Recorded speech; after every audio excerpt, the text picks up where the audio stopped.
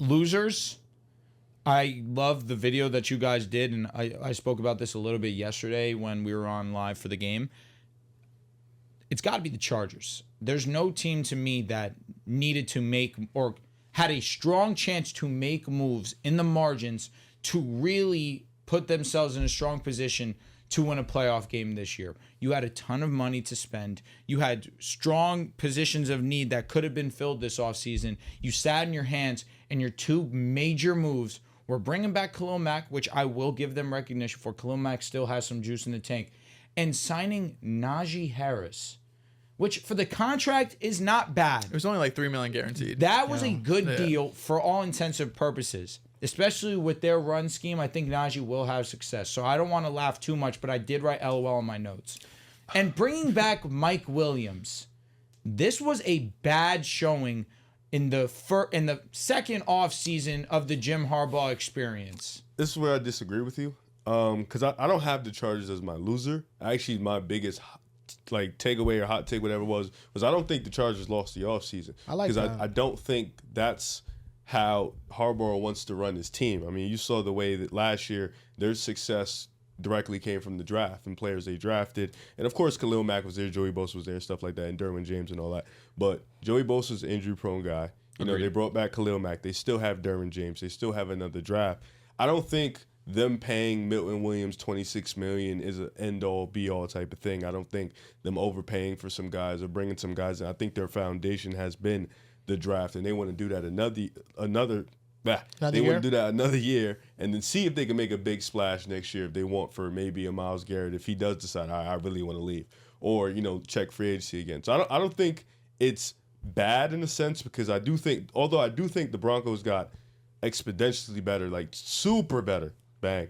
I do think the Chiefs are still at the top until proven otherwise. I still think the Chargers will have a good draft in the sense of they can still, be in the hunt.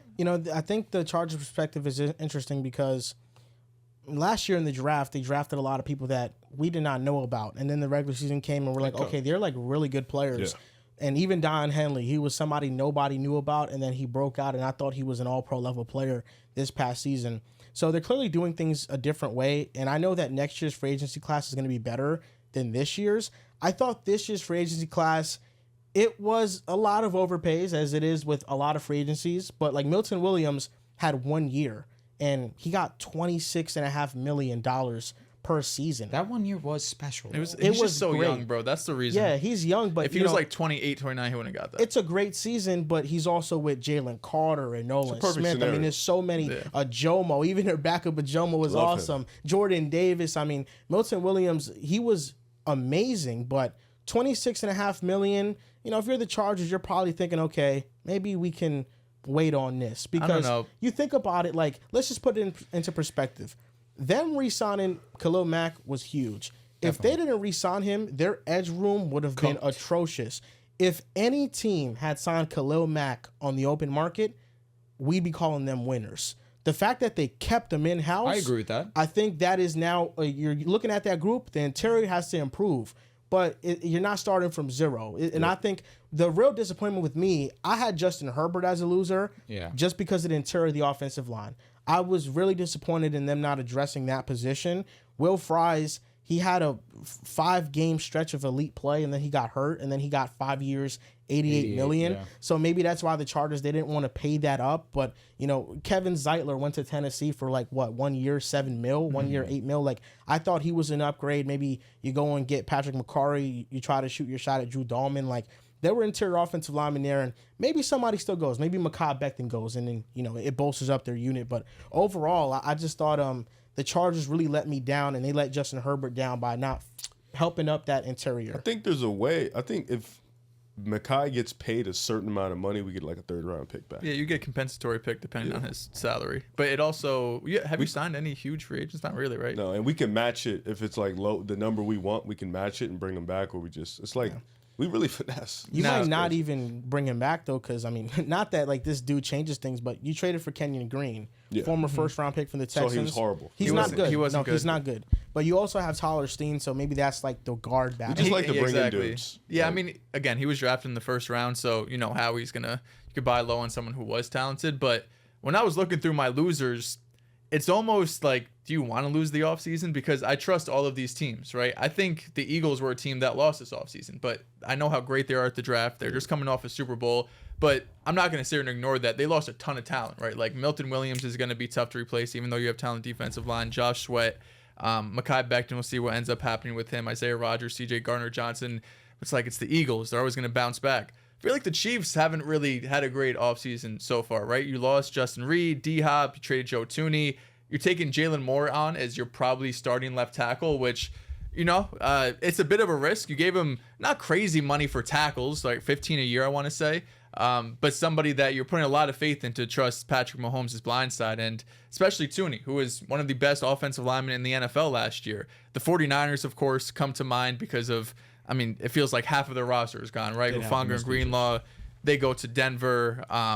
You lose Debo, you trade no use check, Hargrave, Jalen Moore. Even though I saw we're just that kind of last year, showing him, though, Aaron most Banks. of these guys didn't even play. The one takeaway from this was like, damn, like this feels like, not that these are bad players, maybe like just trimming the fat off the roster, like guys that have gotten banged up in the last couple of years, coming off bad years, and you want to bring in a new slew of talent, you got to pay Purdy, so maybe that's the mindset behind it. And the other team I had was just the Cowboys, man. I don't know. I don't have anything to say about the Cowboys. I don't know what they're ever doing. We were just talking outside. Like, you also hired Brian Schottenheimer to be your head coach before this free agency started, where you did nothing. And I think the funniest thing is the Javonte Williams and Rico Dowdle signing. They signed Javonte Williams because they say Rico's going to be out of our price range, and Rico gets signed for the same exact contract, bro. Like, he gets signed for basically the same money. And if you were anyone was watching last year, Rico Dowdle was clear and away the better of the two running backs. So it's just shit like that goes on throughout the whole roster. Maybe they prove me wrong. And Schottenheimer's a great coach, and Dak throws for 5,000 yards. But I don't know. I don't like what's going on there. I'm surprised that the biggest loser here isn't C.J. Stroud. I think it probably is, and I've kind of been. I've been fascinated in people are happy the amount of coping. Yeah, they've been attacking me. Wait, they think that this is good? No, Texans fans are bought in Laramie Tunsil getting traded was a good trade, and that they're going to rebuild their offensive line through the draft. Yeah. They're bought in on that.